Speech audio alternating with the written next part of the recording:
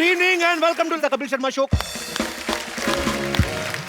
पाजी, आज महात्मा गांधी जी का जन्म दिवस। आज के दिन नेशनल हॉलिडे होता है, हर इंसान को छुट्टी मिलती है, लेकिन सही मायनों में देश को छुट्टी मिलनी चाहिए आतंक से, क्राइम से, बेरोजगारी से, और तभी ये सही मायनों में एक सच्ची श्रद्धांजलि होगी बापू गांधी को। पहले हम अज्ञानता के गुलाम हुआ करते थे, आजकल टेक्नोलॉजी के होंगे बाजी। आप देख लो, पहले जो आदमी पढ़ा लिखा नहीं होता था, हर जगह अंगूठा चलाता था। हाँ। अब टेक्नोलॉजी इतनी बढ़ गई है कि अंगूठा दोबारा वापस आ गया है। आप किसी ऑफिस जाओ, कॉर्पोरेट ऑफिस में जाओ, आप अंगूठा दिखा के एंट्री होती है। हाँ। वीजा लगवाने जाओ, अंगूठा लेते हैं। हाँ। हर जगह अंगूठा चलता है। पहले आप देख लो, अंगूठा किसी को दिखाते थे तो लगता था ठेंगा दिखा रहा है। हाँ। आजकल लाइक का सिंबल हो गया ये कि आई लाइक इट। देख लो, आप खुद देख लो। हाँ। एक जमाने में पाजी, एक गुरु ने अपने शिष्य से अंगूठा मांग लिया था, उसने दे भी दिया था। आज कोई गुरु मांग के देख ले, शिष्य कहेगा भाई 4 वाली चाहिए, 4 उंगलियां ले लो, अंगूठा नहीं मेरे को देना। क्योंकि अंगूठे के बिना काम ही रुक जाएगा पाजी। सारा व्हाट्सएप और आजकल की दुनिया में टेक्नोलॉजी जो है इतनी हावी हो गई है, मोबाइल फोन्स, आदमी का मुंह सर ऐसे झुका रहता है बाजी। हाँ। लोगों को लगता है कि बेचारा संस्कारी है। आजकल बिना अंगूठे के कोई काम हो ही नहीं सकता। हाँ। पहले आदमी बाथरूम जाता था, 5 मिनट में काम खत्म किया, बाहर। अभी आदमी मोबाइल लेके जाता है, 1-1 घंटा लगा रहता है, सारी ईमेल पढ़ेगा, जवाब देगा, मतलब पेट और इनबॉक्स साथ में खाली करके आता है। तो अगर वो साथ में चार्जर लेके गया तो समझो शो 3 घंटे चलेगा। अच्छा, कई आदमी अंदर फोन भी रिसीव करते हैं, हेलो। अच्छा, बाथरूम में आती है एको, तो सामने वाला भी समझ लेता है, वो कहता है आप पहले कर लो फिर बात करते चलो। यार। अच्छा, पहले लोग फेस टू फेस बात करते थे, आजकल घर में आप देख लो, परिवार के आपस में जो मेंबर है वो मोबाइल पे बात कर रहे हैं। जिनके घर पे एक बच्चा है, जिनको प्राइवेसी नहीं मिलती, तो बाप बाहर ड्राइंग रूम में बैठा है, माँ बच्चे को सुलाने गई है, बाहर से मैसेज करता है, मुन्ना सो गया तो आऊं? अंदर से रिप्लाई आता है, आ जाओ, मम्मी सो गई है, मैं मोबाइल पे खेल रहा हूं। रंग में बांग। आजकल देख लो, जो काम करने जो भाइयां आती है वो भी बड़ा मोबाइल फ्रेंडली हो गई हैं। एक किसी मेम साहब ने पूछा है, तो कल काम पे क्यों नहीं आई? ये साहब, मैंने ना कल साहब का स्टेटस पढ़ा था फेसबुक पे, लिखा था इट्स रेनिंग फीलिंग रोमांटिक, तो मैंने सोचा काहे को डिस्टर्ब करने का। मतलब कुछ भी हो रहा है। आजकल तो लोग मोबाइल से पैसे भी ट्रांसफर कर देते बाजी। पहले के जमाने में अगर कहीं किसी को पैसे लेके जाना होता था, आदमी की जान सुखी होती थी। हाँ। और अगर एक शहर से दूसरे शहर जाना है तो मरा होता था अंदर से वो, कि यार कैसे लेके जाऊंगा। तो मैं देखता पुराने बुजुर्ग अपनी बनियान के अंदर भी जेब रखते थे। हाँ, हाँ। कुछ पैंट के अंदर चोर जेब, कई तो लंगोट में छुपा के लेके जाते थे। हाँ, हाँ। लोग बोलते ना पैसा किसको छुपता है, उसको छुपता था जो लंगोट में लेके जाता था। और चलता भी ऐसे था। अगर कोई पूछता था क्यों भाई, दाद है? नहीं, दाद नहीं, जायदाद है। अच्छा पाजी, पहले के जमाने में लोग पत्ते भी पहनते थे। अच्छा, वो लोग शेर सामने आ जाए नहीं डरते थे, उनको डर लगता था बकरी से, कि अगर ये आके हमारा टक्सीडो खा गई तो जिंदा रहने का कोई फायदा नहीं है। भाई, आपको तो ये पता ही होगा कि पहले कागज पे लिखने से पहले पत्तों पे लिखते थे। हाँ, हाँ। मैं सोचता हूँ आज के जमाने में भी अगर ऐसा होता, हाँ। और आपका कोई शेर पत्ते पे लिखा होता, और बकरी जाती खा, हाँ। तो बकरी फिर सुबह शेर का काफिया अलग निकलता, मिश्रा अलग निकलता। बकरी फिर मैं करती नहीं, बकरी कहती टोको।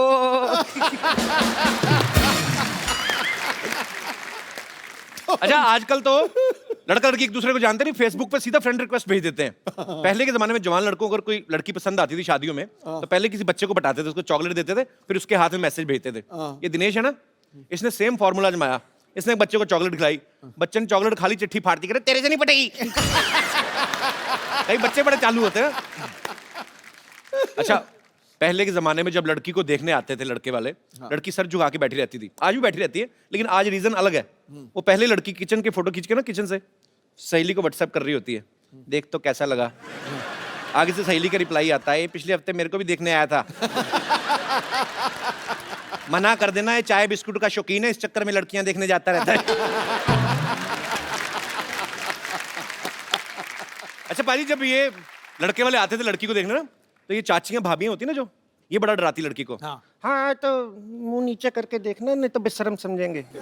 और खुद ना आधा किलो दुपट्टा चबा जाती लड़के को देखते देखते, और खुद लड़के को पूरा ताड़ रही है तो बड़ा खूबसूरत, हमने भी अपने टाइम पे सर उठा के देख लिया होता तो हमें भी गोगा कपूर की जगह रणबीर कपूर मिल जाता। हाय, अपना कपूर तो खराब किया ही, बच्चे का कपूर भी टेढ़ा हुआ है। अच्छा, पहले जब शादियां फिक्स होती थी, लड़का लड़की तो एक दूसरे को देखते नहीं थे, कोई चौथा रिश्तेदार जाता था अलग से ही, उन लड़की वालों को गांव में जाता था, उसको भी लड़की से नहीं मिलाते थे। वो लड़की की माँ को देख के आइडिया लगाता था कि लड़की भी ठीक ठाक रहेगी। अगर लड़की गलती से चलेगी मुच्छड़ बाप पे तो दूल्हे की किस्मत। दूल्हे को जाके सुहागरात में देखने को मिलता था, घूंघट उठाता था, तब पता चलता था कि लॉटरी निकली है कि पत्ते पिट गए। पापा जी यहाँ पे बस नहीं होता था, अगर तो बीवी मनपसंद निकल आई तो 4-5 बच्चे हो ही जाते थे, और अगर मनपसंद नहीं निकली गुस्से में 7-8 होते थे फिर। खाना पकाने में कितनी मेहनत होती थी, जाओ जंगल में जाके 2 घंटे लकड़ियां ढूंढ के लाओ, फिर चूल्हा जलाओ, खाना बनाने में 4-5 घंटे। आजकल आप किसी तरह का भी खाना ऑर्डर कर दो, आपके घर में आधे घंटे में आ जाता है। फिर उसको पचाने के लिए आदमी को 2-2 घंटे लगते हैं, वॉक करती है, फिर सैर करते हैं, ट्रेडमिल पे भागते हैं, लास्ट में चूरन ही काम आता है।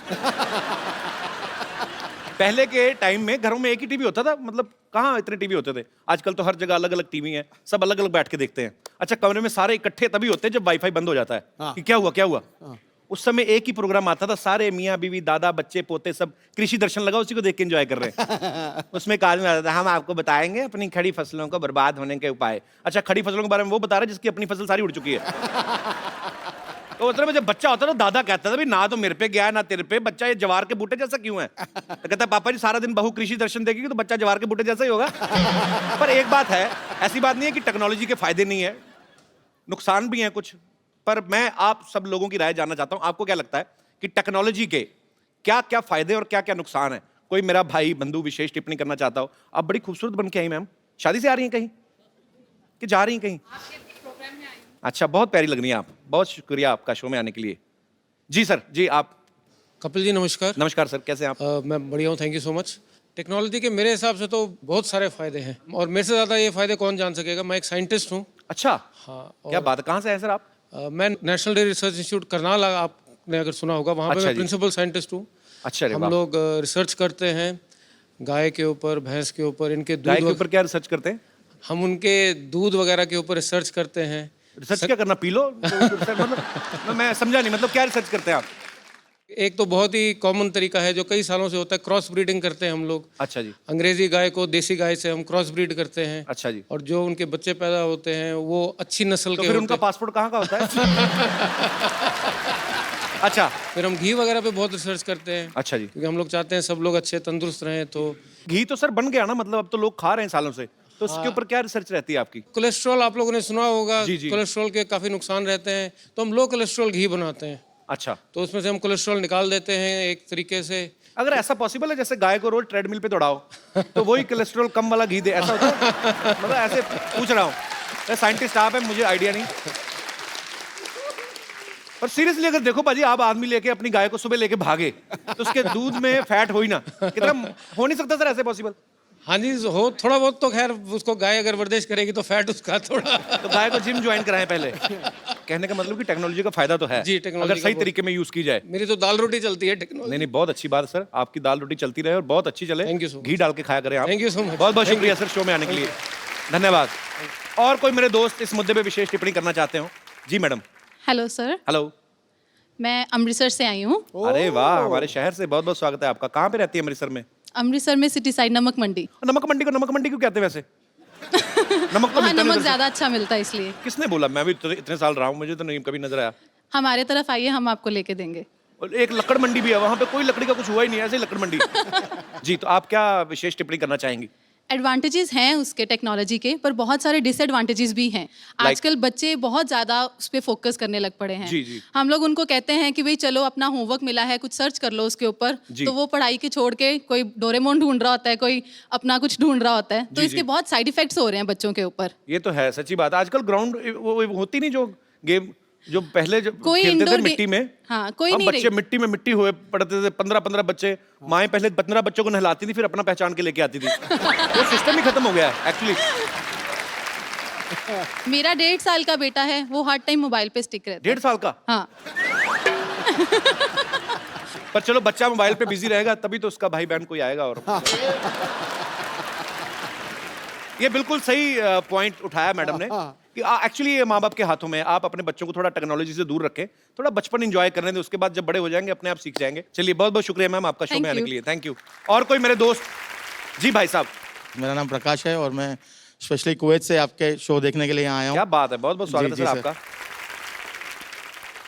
एक्चुअली कपिल जी, मैं ये आपसे कहना चाह रहा था कि टेक्नोलॉजी से नुकसान ही है, फ़ायदे तो नहीं है। और इसमें ऐसा है कि जो लोग अपने आप को बहुत होशियार समझते हैं, शातिर समझते हैं, जी। क्लेवर समझते हैं, वो अभी क्लेवरनेस और वो शातिरपना अभी रहा नहीं है कपिल जी। उसका कैसे मैं मतलब? मुझे मेरे साथ एक वाकया हुआ है, उसका जी। मैं आपसे शेयर करना चाहता हूँ मेरा वाकया। एक दिन मैं अपनी कॉलीग फ्रेंड के साथ दुबई मॉल में परचेसिंग कर रहा था। कुछ चीज़ मुझे अपनी वाइफ के लिए भी पसंद आ गई। तो किसके साथ शॉपिंग कर रहे थे? अपनी फ्रेंड के साथ, जो वाइफ को नहीं बताया आपने। जस्ट और फ्रेंड। जी जी जी जी सर। हाँ। और कुछ चीज़ मुझे अपनी वाइफ के लिए पसंद आई। अच्छा। मैंने परचेस की, मतलब व्हाट्सएप पे उसका फ़ोटो खींचा, वाइफ को भेजा, मैंने देखो आपको अगर पसंद आती है तो मैं ले आऊँ आपके लिए, ये 2-3 चीज़ें हैं। तो वाइफ ने कहा ठीक है, ये वाली मेरे लिए पसंद है, ले आओ। लेकिन उसने वो टैग पढ़ा, उस दुकान का नाम देखा और उसने इमीडिएटली ऑनलाइन कैमरा आजकल हर का अवेलेबल है ही सही जी। और उसने घर बैठ के देखा कि मैं किसके साथ हूँ, कहाँ हूँ, कैसे हूँ। और जब मैं घर वापस आया, उसने पूछा आप किसके साथ थे? मैंने कहा मैं तो किसी के साथ नहीं था, मैं तो अकेला था। बोला ये आपका वीडियो है, ये देखो आप इसके साथ थे। तो ये टेक्नोलॉजी का आपको पर्सनली नुकसान हुआ ना? नहीं, हर शातिर इंसान को, Otherwise पर्सनली नहीं, हर शातिर इंसान को जो समझता है कि मैं होशियार हूँ या मैं शातिर हूँ या मैं क्लेवर हूँ, उसे नुकसान ही है। नहीं, बीवियों से ज्यादा शातिर नहीं हो सकते आप। ये तो, पर ये आपकी हिम्मत की मैं दाद देता हूँ। फ्रेंड के साथ गए, महिला मित्र के साथ, उसके सामने बीवी के लिए गिफ्ट ले रहे हैं, तो फिर दोनों जगह रहे ना। जो आदमी ना हर तरह की डिश खाना चाहता है ना, वो भूखा ही मरता है। शुक्रिया शो में आने के लिए। Thank you. जी, और कोई हमारे दोस्त? जी भाई साहब। नमस्कार कपिल जी। नमस्कार जी, कैसे हैं आप? मुझे ये टेक्नोलॉजी से बहुत चीड़ है सर। चिड़ है? हाँ, व्हाट्सएप एंड फेसबुक से। अच्छा मैं एक वाक्य सुनाना चाहता हूँ मेरा। जी, प्लीज। 15 साल पहले मेरी शादी हुई थी। अच्छा जी। तभी ये फेसबुक और व्हाट्सएप कुछ नहीं था। अच्छा। तो जब रिश्ते आते थे तो मम्मी पापा के पास आते थे, तो जी। उनको उनके मम्मी पापा अच्छे लगते थे तो रिश्ते आगे बढ़ते थे। राइट। तो 2-3 रिश्ते तो ऐसे ही उड़ गए। अच्छा। अभी मैं शादी लायक था, एक रिश्ता आया, मम्मी पापा को तो पसंद आया। अच्छा। कि चलो इनके मम्मी पापा अच्छे हैं। उन्होंने लड़की देखी, लड़की देखने के बाद मुझे बताया कि रिश्ता आया है। अच्छा। तो मैंने सोचा कि चलो अभी मुझे भी देखने जाना रहेगा। अच्छा। तो मैं देखने गया तो लड़की ने थोड़े नखरे किए और 2 मिनट ही देखने को मिला। अभी उसमें कैसे पसंद करे? 2 मिनट में तो 3 घंटे भी देखोगे, लड़की तो वही रहेगी ना, बदलेगी लड़की थोड़ी तो ना। वही रहती है, मगर 2 मिनट में देखने में कैसे पसंद पर करेंगे? टेक्नोलॉजी का इसमें क्या लेना देना हुआ? सर आजकल फेसबुक हो गया है। हाँ। अगर लड़की का नाम आया फेसबुक पे, मैंने डाला हेतल, तो 10 हेतल आ जाएगी, उसमें से मैं चॉइस कर सकता हूँ अच्छा। कौन सी हेतल है। तो अगर तो आपको इस बात से चिढ़ है कि आपके टाइम पे वो क्यों हाँ नहीं जी था? सर, अगर 15 साल पहले ये आ गई रहती तो मैं सबसे पहले घर में देख लेता और मम्मी पापा को बोल देता मुझे ये हेतल पसंद है। अभी जिनसे शादी की वो पसंद है आपको? मेरे नसीब अच्छा था कि मुझे जो पसंद थी उसके साथ ही लड़की, उसके साथ ही शादी हो गई। नहीं, आपको बोलना पड़ रहा है ऐसा कि सच्ची में ऐसा नहीं है? नहीं सर, सच्ची में सच्ची में। अच्छा। Yes sir. तो उनको साथ नहीं लाए? नहीं, साथ में आई है मेरी वाइफ, अच्छा, साथ कैसे में हैं ही है। आप? बहुत बढ़िया। चलिए, बहुत अच्छा लगा देख तो के आप उसके साथ लिए में। मुझे बहुत चीड़ है। पर नहीं, अभी देखिए आपको तो अच्छी बीवी मिल गई ना, बीवी तो अच्छी आपकी मिल गई, पसंद की है। Yes sir. तो अभी चिढ़ क्यों? छोड़ो ना। मगर सर फेसबुक रहता तो और भी चॉइस मिलती ना सर। आप सुन रही हैं? अभी भी थाली भरी पड़ी है, इनको है कि मैं कहीं एक सब्जी टिका लूंगा। चलिए, बहुत अच्छा लगा सर आप हमारे शो में Thank आए। you, sir. काम क्या करते हैं आप मुंबई में? सर बिजनेस, किस चीज का? Garment manufacturing. ओके, तो आप भी अपनी दुकान के पहनते हैं? नहीं सर, मैं लेडीज के बनाता हूँ, जेंट्स के नहीं बनाता हूँ। मेरी वाइफ को पहनाता हूँ। ध्यान रखा करो इन पे। आपने लेडीज के कपड़े ही क्यों चुने, जेंट्स के क्यों नहीं चुने आपने? सर उसका You एक racist? एक कारण है। यस सर, उसका एक रीजन है। जी। मैं आपको बताता हूँ कि जब शादी हो जाती है तो आदमी सबसे पहले अपनी बीवी के लिए ही कपड़े खरीदेगा। जी। बाद में अपने बच्चे के लिए, जी। और कुछ बचेगा अपने पास तो अपने लिए खरीदेगा। आए, तो so sweet. बीवी लेडीज के कपड़े में कमाई ज्यादा होती है ना सर। पॉइंट है आदमी की बात में। चलिए, बहुत बहुत शुक्रिया आपका शो में आने के लिए। Thank you sir. मेरे पास एक बड़ा खूबसूरत सा गिफ्ट है भाई साहब के लिए। भाई साहब, आपको बड़ी प्रॉब्लम है, उस समय में ये नहीं होता था, वो नहीं होता था। मैं आपको एक फोन दे रहा हूँ, बड़ा खूबसूरत मोबाइल है, इसमें सब कुछ है। अपनी बीवी को छोड़ के जिसको मैसेज करना करिए। बहुत बहुत शुक्रिया sir. Thank you so much. Thank you, congratulation. पाजी, आज मुझे ना बहुत संभल के और बड़ा सतर्क रह के बोलना पड़ेगा। अरे भाई, फिर कॉमेडी कैसे होगी? कॉमेडी भले ही कम हो जाए पाजी, लेकिन थोड़ा सा मजाक गलत हो गया ना, मैटर सीरियस हो जाएगा। ओ, तो सुन, तू सच बोलियो। जी।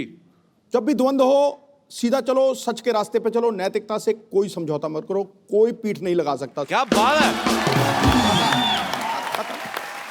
तो आज हमारे मोहल्ले में वो महान शख्सियत आ रही हैं जिन्होंने हिंदुस्तान को एक नई दिशा दी और देश के हित में हमेशा ही अपनी आवाज उठाई। सच की लड़ाई के लिए इन्होंने बहुत आंदोलन किए, धरने किए। ये बहुत ही बड़े समाज सेवक हैं। तो आप सबकी जोरदार तालियों के बीच में इनवाइट करना चाहूंगा हम सबके प्यारे अन्ना हजारे। अन्ना, आपका हमारे शो पे बहुत बहुत स्वागत है। आज मुझे अपने आप पे गर्व हो रहा है कि मैं अन्ना के साथ खड़ा हूं। अन्ना, आप आइए, यहां पे विराजमान हो जाइए। नहीं नहीं, रोक यार, रोक। देखो, लोग यहाँ पे आते हैं, आज मेरा वहां जाने का दिन। आज पूरी दुनिया में ईंट का जवाब पत्थर से देने के लिए लोग तैयार बैठे हुए हैं। ऐसे में अहिंसा को हथियार बना के सत्य के मार्ग पर चलने वाले लोग बहुत कम है दुनिया में। अन्ना, हमें आप पे बहुत गर्व है। अच्छा, मैंने जो अन्ना को देखा है, जितना समझा है, मुझे ये विश्वास हो गया कि सच में बहुत बड़ी ताकत होती है। एग्जाम्पल आपके सामने है। पाजी, मैं तो कहता हूं थोड़ी देर के लिए आप भी अन्ना के पास आके बैठ जाओ। आप यकीन नहीं करेंगे, इनके बगल में बैठने वाले सीएम भी बन जाते हैं।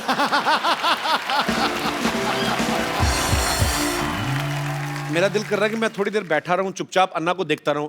आपने इतने शो किए हैं, जी। इतने एक्टर्स, इतने बड़े बड़े लोग, जी। क्या आपको कभी लगा था कि एक मंदिर में रहने वाला फकीर आदमी उसके साथ भी आप शो करेंगे? मैंने अन्ना, बहुत बहुत धन्यवाद आपका, आप आए। अन्ना, एक बात बताइए, आपको करोड़ों लोग फॉलो करते हैं, आप खुद क्यों नहीं पॉलिटिक्स में आते? मैं अगर पॉलिटिक्स में गया जी। और इलेक्शन के लिए खड़ा हो गया जी। तो मेरा डिपॉजिट भी जब्त हो जाएगा। क्यों? जी। हमारे देश का वोटर जागरूक नहीं है। जी। वो 500 रुपए के नोट देखने से भी भूल जाता है। क्या बात है। गुंडा है, भ्रष्ट है, व्यभिचारी है, 500 रुपए के नोट दिखाई दिया उसको वोट दे देता है। जी। इसलिए जागरूक मतदार ये लोकशाही का आधार है। जो मतदार अगर देश का जागरूक हो गया तो ये देश आगे बढ़ने में समय नहीं लगेगा। अरे वाह यार, वाह। बाजी, मैं बहुत प्यार करता हूं अन्ना से और मेरे दिल में बहुत सम्मान है इनके लिए। हमारे देश में इतने बड़े बड़े आंदोलन हुए हैं जो अन्ना की वजह से हुए हैं। अन्ना के साथ करोड़ों लोगों का हमेशा साथ रहता है। मुझे आज सच में यकीन नहीं हो रहा कि अन्ना हमारे शो पे आए हैं। एक्चुअली अन्ना का पूरा नाम जो है वो किशन बाबूराव हजारे है। तो अन्ना नाम आपको किसने दिया?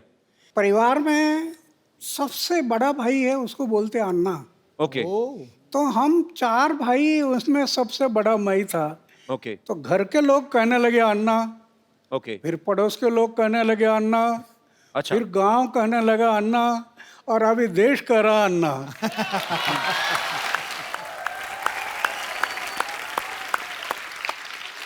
अन्ना, जितना मैं जिंदगी को समझता हूं, जितना मैंने देखा है, मेरी शादी हुई नहीं, आम आदमी जो है, अच्छा आम आदमी भी आजकल आप बोलते हो तो अपने आप खास हो जाते हो। आम आदमी को बीवी की सेवा से फुर्सत नहीं मिलती अन्ना, फिर आप देश सेवा, मानव सेवा, आपको ये प्रेरणा कहां से मिलती है अन्ना? ये जो प्रेरणा है, जी। जैसे मैं अपने जीवन में जो सोच रहा था, जी। अरे क्या चक्कर है, जन्म में आता कुछ लेकर आता नहीं, जाता कुछ लेकर जाता नहीं, उम्र भर मेरा मेरा मेरा मेरा मेरा मेरा, हाथ में कुछ नहीं, लेटरिन का डब्बा गुम हो गया तभी सोचते बैठते मेरा किस लिए जीता। एक दिन मैंने सोचा आत्महत्या करना। एक स्वामी विवेकानंद की किताब हाथ में आई, जी। पढ़ना शुरू कर दिया और एक ही बात समझ में आ गई, हर इंसान के लिए मनुष्य जीवन मिला सेवा करने के लिए मिला। 25 साल की उम्र में मैंने तय किया कि जब तक मैं जीऊँगा मेरे गांव, मेरा समाज और मेरे देश की सेवा करूँगा, और जिस दिन मैं मरूँगा गांव, समाज और देश की सेवा करते करते मरूँगा। ये मैंने व्रत लिया। अरे वाह। तो आपका जो प्रश्न है बीवी का, अभी मैंने सिर्फ शादी किया नहीं, लेकिन परिवार छूटा नहीं। जी। छोटा 4 दीवारों के अंदर एक छोटा सा परिवार में करना था, जी। वो छोटा ना करते हुए बड़ा बन गया। क्या बात है। पूरा देश परिवार हो गया। अच्छा अन्ना, आपको याद है आपने आज तक कितने आंदोलन अनशन किए होंगे आज तक पूरी जिंदगी में? जब मैंने तय किया कि जब तक जीऊंगा समाज और देश के भलाई के लिए जीऊंगा, जी। तो समाज के भलाई के लिए, देश के भलाई के लिए 16 बार मैंने अनशन किया। वाह। राइट टू इन्फॉर्मेशन, ये कानून जो बना पहले हमने बनाया वो, क्या बात है। राइट टू इन्फॉर्मेशन, पूरे देश में अभी लागू हो गया, गरीब लोगों को न्याय मिलने लगा। जी ऐसे महाराष्ट्र में 8 कानून बनाए। अभी अभी लोकपाल का बिल जी। सरकार नहीं कर रही थी, रामलीला मैदान पर बैठ गया जी और आंदोलन शुरू किया। सरकार एक ही बात के लिए डरती है, जी वो सिर्फ मोर्चा और धरने से नहीं डरती, सरकार सिर्फ गिरने से डरती है। ये डर जब लगता है ना तो ऐसे कानून बनाती है सरकार। अन्ना, जब मैं बचपन में मेरी माँ से मेरा झगड़ा हो जाता था, मतलब कभी कभी भाई होता है कि आपकी माँ से नाराजगी हो गई, तो यहाँ कोई भी बात मनवाने के लिए तो मैं खाना नहीं खाता था। पता है वो होता ना बच्चे को भी, बच्चे बड़े चालू होते ना, बच्चों को पता माँ देख नहीं सकती कि मेरे बेटे ने खाना नहीं खाया, तो मैं खाना पीना छोड़ देता था ना, तो अपनी बात मनवाने के लिए। तो ये आपका भी बचपन में कुछ ऐसा ही स्टाइल था? मतलब जब मैं ऐसे ही पूछ रहा हूँ। ऐसे मेरे बारे में हुआ था। अच्छा हमारे घर के अमीरी नहीं थी, जी गरीबी थी। एक त्योहार आ था और मैं माँ को बोला एक अन्ना दे दो, एक अन्ना। अच्छा एक आना बोलते थे ना पहले। जी जी जी मुझे प्रेस करना है कपड़े के। माँ बोले अरे कपड़े को प्रेस क्या करता, मन को प्रेस करना चाहिए, कपड़ा तो क्या है, ये मैला हो जाता है, मन को दाग मत लगने दे, मन को तजला रखना। तो मैं थोड़ा गुस्सा हो गया, अच्छा तो माँ ने मुझे चाटा लगा दिया। मैं दौड़ गया घर से। तो माँ डर गई, ये कहीं कुआं हुआ में तो नहीं जाएगा। फिर खोज करना शुरू कर दी, इधर खोजो उधर खोजो उधर खोजो, नहीं मिल रहा। फिर मेरा घर था जी उसके ऊपर एक ढाबा था, अच्छा। उसमें मैं कबूतर पालता था, कबूतर।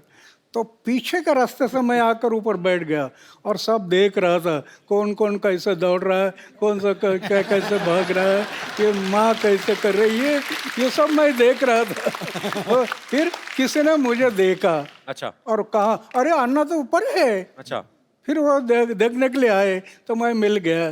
तो ऐसे बात हुआ था मैं भी एक बार माँ के साथ, लेकिन वो माँ है, जी बिल्कुल। वो माँ है। हाँ तो फिर भगवान ही हो गया ना। तो तो मतलब खाना पीना नहीं छोड़ते थे आप बचपन में? नहीं नहीं खाना तो नहीं,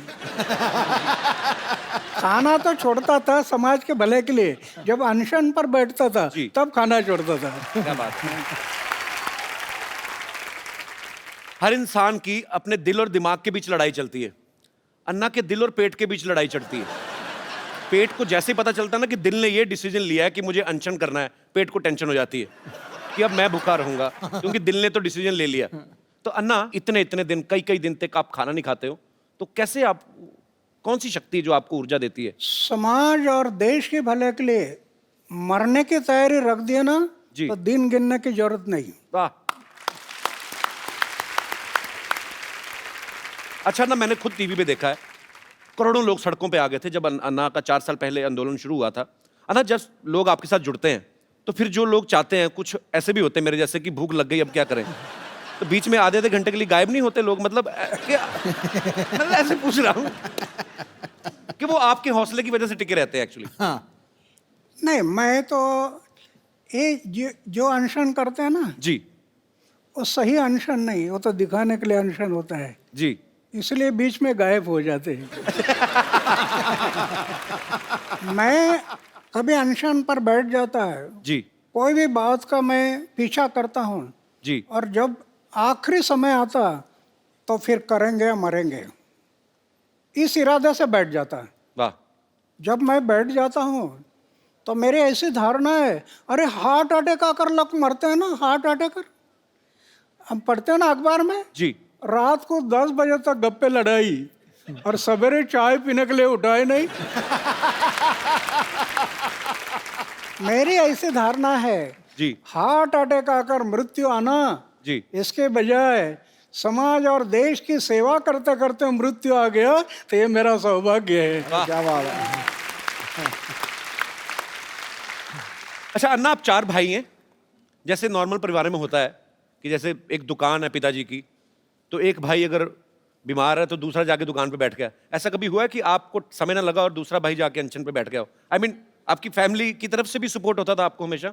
नहीं, अभी क्या है कि मेरा एक भाई बैंक में है, अच्छा जी। वो उधर ही रहता है। अच्छा दूसरा कोऑपरेटिव डिपार्टमेंट में एक है, अच्छा वो भी उधर ही रहता है। अच्छा और तीसरा है, वो पड़ोस के गांव है, जी। वहाँ उसका लड़का सर्विस में है, उधर रहता है। और एक भाई है, वो खेती पर है गांव में। ओके अभी मैं तो 45 साल हो गया घर में गया नहीं। जी।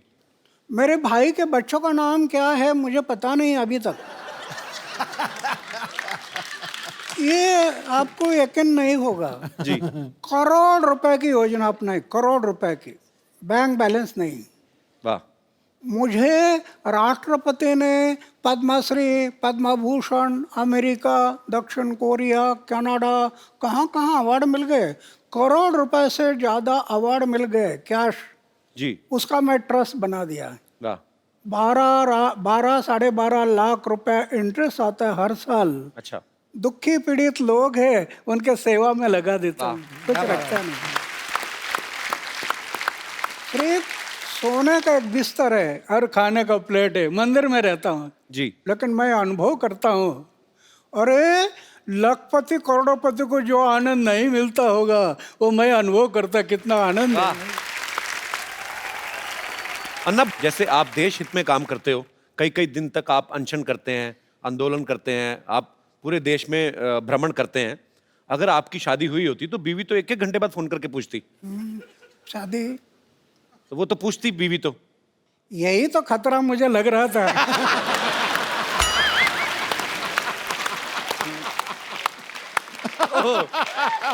और इसके कारण मैंने तय किया कि शादी नहीं करना। और दूसरी बात ये है, 79 ईयर के इस उम्र में जी। बैचलर रहते हुए भी इतना भी दाग नहीं जीवन में, इतना भी है। वाह, क्या बात है। ये भगवान की कृपा है। अगर दाग लग जाता मेरे जीवन में तो इन लोगों ने मुझे तोड़ मोड़ देना था। वाह। आज कुछ नहीं कर सकते, कुछ नहीं कर सकते। अन्ना, एक बात और जहन में आती है, मैं बच्चा हूं, आपने पूरी दुनिया देखी है। जैसे मैंने भी अन्ना अभी शादी नहीं की, मतलब करनी है मुझे। करना है? हाँ, करनी है। मेरा दिल करता है। करो। पर मैं जी, मेरे जैसा रहना तलवार के धार पर चलने से कठिन है। ये तो है। बहुत, ये मन बड़ा चंचल है, कब धोखा देगा पता नहीं। सही बात है। अच्छा ना, लेकिन हमारा जो समाज है, जैसे आपने निर्णय लिया कि मुझे शादी नहीं करनी है, लेकिन रिश्तेदार जो होते हैं ऊपर से ज्यादा प्रेशर करते हैं, तो आपके रिश्तेदारों से कैसे बचे फिर आप? बहुत हुआ। अच्छा। माँ एक लड़की अल्लाह कराते हैं दिखाने के लिए। अच्छा। मैं बोलता ये पसंद नहीं है। अच्छा, दूसरे आया, पसंद नहीं है। मतलब देख लेते थे आप? रिश्तेदार भी कई लड़की दिखाने के लेकर आते हैं। अच्छा। मैं बोलता पसंद नहीं है। ये लोग सब कहने लगे इसके दिमाग पर कोई असर हो गया। अच्छा। तो पागल हो गया वो। उस टाइम पर उन्होंने मुझे पागल में निकाला, ये मेरे लिए अच्छा हो गया।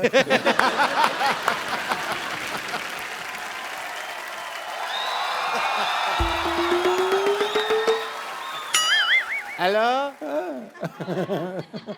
हेलो,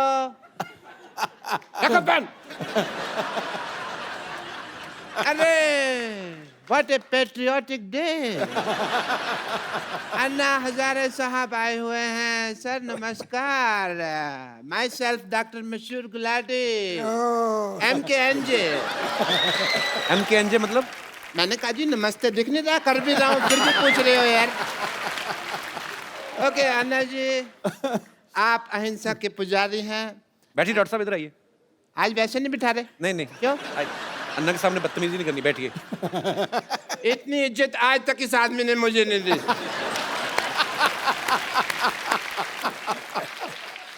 आपका रौब तो है, मानना पड़ेगा। आप अहिंसा के पुजारी हैं and I must tell you Anna Sahab, मैं भी बहुत अहिंसा को मानता हूँ, पर मेरे को लोग मारते हैं, मैं उनके ऊपर हाथ नहीं उठाता। क्योंकि मेरा हाथ पहले मरोड़ देते हैं, मेरा उठता ही नहीं। एनीवे अन्ना जी, मैं आपका बहुत बड़ा फैन हूँ। मैंने आपके जैसा सच्चा ईमानदार इंसान नहीं देखा कभी जी। और मैंने आपके जैसा झूठा 420 नहीं देखा कभी। आप अन्ना के फैन कैसे हो सकते हैं? एक भी आदत है आप में अन्ना जैसी? अरे क्या बात कर रहे हो यार। और मैंने ना अन्ना की तरह समाज सेवा करने का ठान लिया है, पता है आपको। मैंने ना गरीबों में राशन बांटा, आपको पता है। और बाद में अन्ना दुकानदार ने पीटा इनको क्योंकि उसका राशन बिना पूछे बांट रहे थे ये। फिर मुझे नहीं पता था ना कि दान देने के लिए पूछने की जरूरत होती है। मैंने तो ये सुना था कि राइट हैंड से दान दो तो लेफ्ट हैंड को पता नहीं चलना चाहिए, तो मैंने ये बाएं हाथ जेब में डाल लिया। पर दुकानदार ने देख लिया, फिर दाएं बाएं दोनों से उसने मुझे पीटा। खैर छोड़ो इस बात को। आपको पता है कि एक बार मैंने 4 लोगों के साथ मिलके एक बुजुर्ग आदमी को सड़क पार कराई है। तो आप अकेले भी करा सकते थे, 4 लोगों की क्या जरूरत थी? वो मान नहीं रहा था ना सड़क पार करने को, तो जबरदस्ती की मैंने। मैंने कहा इसकी सुनेंगे तो हम तो कभी समाज सेवा कर ही नहीं पाएंगे ना। आपको इस बात के लिए मार पड़ सकती है डॉक्टर साहब। अहिंसा के पुजारी यहाँ बैठे हुए हैं और तुम हिंसा की बात कर रहे हो। अच्छा अन्ना जी, एक बात बताइए, आप अनशन पे बैठते हैं, धरने पे बैठते हैं, आपको कोई कुछ नहीं कहता, मेरे को उठा के बाहर फेंक देते हैं, ऐसा क्यों? तुमने कब दिया धरना? तो झूठ बोल रहे हो आप तो। मैंने धरना दिया ना, पब्लिक गार्डन में 200 दिन धरना दिया मैंने। अन्ना इसने पता क्या किया? ये पब्लिक गार्डन में बैठ गए, बैठे बैठे इन्होंने वहां पे जाके कमरा बना लिया एक। उसको धरना थोड़ी, उसको तो कब्जा बोलते हैं। कमरा नहीं बनाया था, 2 BHK बनाया था वहां पे। अन्ना ये आदमी बहुत झूठा है, ये नकली डॉक्टर है, इसके पास ये डिग्री भी फर्जी है। फर्जी? चुप कर रहे हो, फर्जी डिग्री कैसी है? मैंने 10,000 रुपए में खरीदी है ये डिग्री। Get out! पाजी आपको पता है?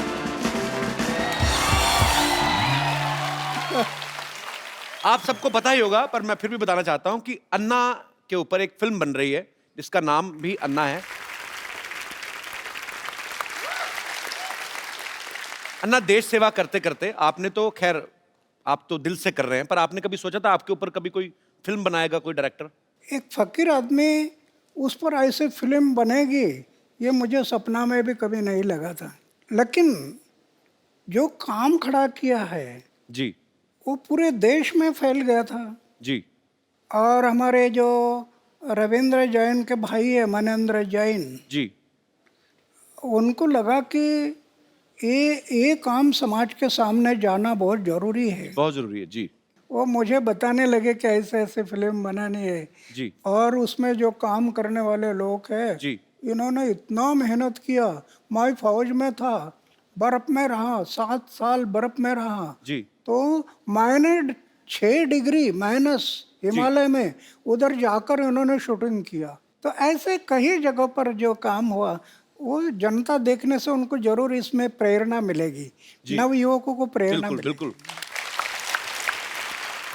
आप फिल्में वैसे देखते हैं कभी अन्ना? अभी मैं फिल्म नहीं देखता, पहले देखते थे? पहले तो देखता था। मेरी उम्र थी 13-14 साल की, तब मैं फिल्म देखता था। अच्छा। और भाई ऐसा देखता था कि नया फिल्म का फर्स्ट शो, अरे क्या बात है! अगर फर्स्ट शो चला गया तो मुझे इंटरेस्ट नहीं आता फिर। क्या बात है! सबसे पहले देखनी है उस टाइम पर। अन्ना, मैं आपको कुछ फोटोग्राफ्स दिखाऊं, आप पहचानेंगे कौन है? ये अन्ना टीवी में, इनको पहचानते हैं आप? हाँ, दिलीप कुमार जी है। अरे क्या बात है! और दूसरी एक और दिखाइए। अन्ना, इनको पहचानते हैं आप? ये उस टाइम पर इतना नहीं थे। इनका नाम पता है आपको? हाँ, नाम तो अभी भूल गया है, पर लेकिन जानता हूँ। अन्ना, ये शाहरुख खान है। शाहरुख खान। शाहरुख खान है। अन्ना, इनको पहचान रहे हैं आप? वैजयंतीमाला है ये अपना, वो दिलीप कुमार और वैजयंतीमाला साथ में थे ना फिल्म में। जी जी। नया दौर में कौन थे? नया दौर। क्या बात है, नया दौर में। जी। और दिखाइए। अन्ना, इनको जानते हैं आप? अन्ना ये मुझे बहुत अच्छी लगती हैं। मतलब अच्छे तरीके में अच्छी लगती है, मतलब बहुत अच्छा काम करती हैं ये। अच्छा। अन्ना ये दीपिका पादुकोण है। दीपिका। दीपिका हाँ, बहुत प्यारी है अन्ना। ओके, पर अन्ना उस समय आपको कौन सी हीरोइन ज्यादा मतलब अच्छी लगती थी आपको, खूबसूरत? नहीं उसमें क्या है, ये जैसे हीरोइन है तो मैं उनका काम पर देखता था, उनके हाव भाव, उनके एक्टिंग, वो मुझे जो पसंद आते थे। जी। देखने के लिए अच्छे लगते, ये मुझे अच्छे नहीं, उनका काम है। कप्पू और कप्पू, हे कप्पू, क्या है? वो किशन जी आने वाले थे, आए क्या? कप्पू आई!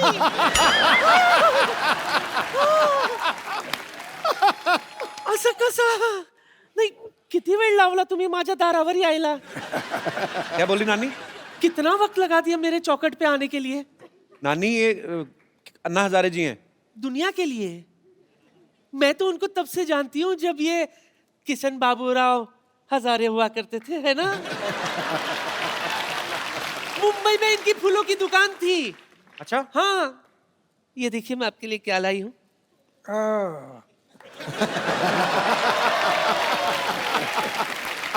आपको याद है मैं रोज आपके दुकान से एक फूल खरीदा करती थी? अभी तो 60 साल बीत गए, अभी कहाँ याद करोगे। रोज इनके दुकान से एक एक फूल इकट्ठा किया करती थी मैं, फिर उसका वरमाला बनाती थी। फिर एक दिन गाय आकर पूरा पूरा वरमाला खा गई। मेरा सपना धरा का धरा रह गया। लेकिन सच कहूं, मुझे उस बात का बिल्कुल भी अफसोस नहीं है। मुझे तो इस बात की खुशी है कि अगर आपकी शादी होती ना, वो लड़की बहुत खुशनसीब होती, क्योंकि उसको खाना कम बनाना पड़ता था ना, क्योंकि हर वक्त आप तो अनशन पे बैठे रहते है ना। नानी इनको घर नहीं बसाना था ना, इनको देश बसाना था, इसलिए उन्होंने शादी नहीं की। लेकिन मेरे अरमान तो अधूरे रह गए ना। हाँ? Anyway, मुझे इस बात का बहुत अफसोस है कि मैं आपकी नहीं हो सकी, लेकिन इस बात की खुशी है कि आप देश के हो गए। हाँ, इसलिए तो मैं भगवान के आभार मानता हूँ कि मैं पूरा देश का बन गया। सच सच सच सच सच। इसलिए मेरे लिए तो आपके चरणों की धूली काफी है। नानी ना। एक मिनट, वो स्वच्छ भारत अभियान से जुड़े, उनके चरणों में धूल है ही नहीं। हाँ, उनके वो साफ सुथरे रहते हैं, साफ सुथरे। चलो माफी मांगो अन्ना से। अन्ना जी माफ करना।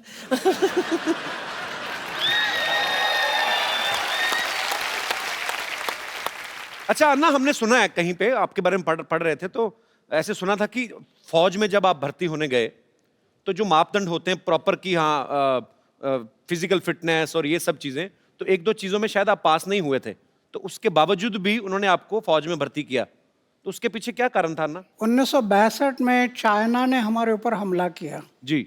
हमारे बहुत जवान मारे गए। अच्छा। और फिर देश को लगा कि जवानों की जरूरत है। मेरी ऊंचाई नहीं थी, अच्छा। छाती चौड़ी नहीं थी जी। लेकिन इमरजेंसी थी, देश को युवकों की जरूरत थी। अच्छा। इसलिए मेरा सिलेक्शन हो गया। मैं 14 लोगों का कमांडर था जाते समय। अच्छा। तो हम सब लोग 14 लोग थे।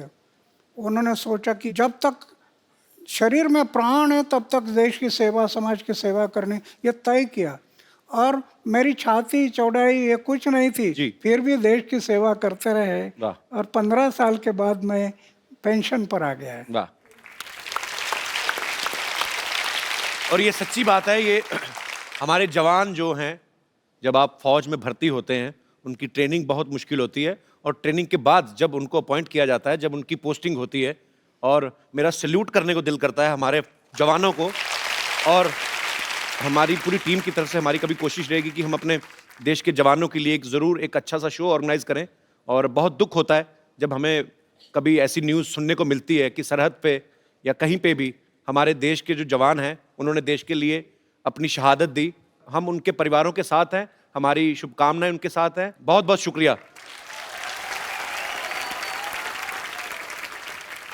अच्छा ना, ऐसे ही मन में सवाल आया, जैसे मेरे 3 मामा हैं, तीनों ही आर्मी में थे, तो वो कहते थे कभी कभी हमें ना बर्फ में पीनी पड़ जाती है, मतलब ऐसे ही। अन्ना आपने कभी नहीं ट्राई की?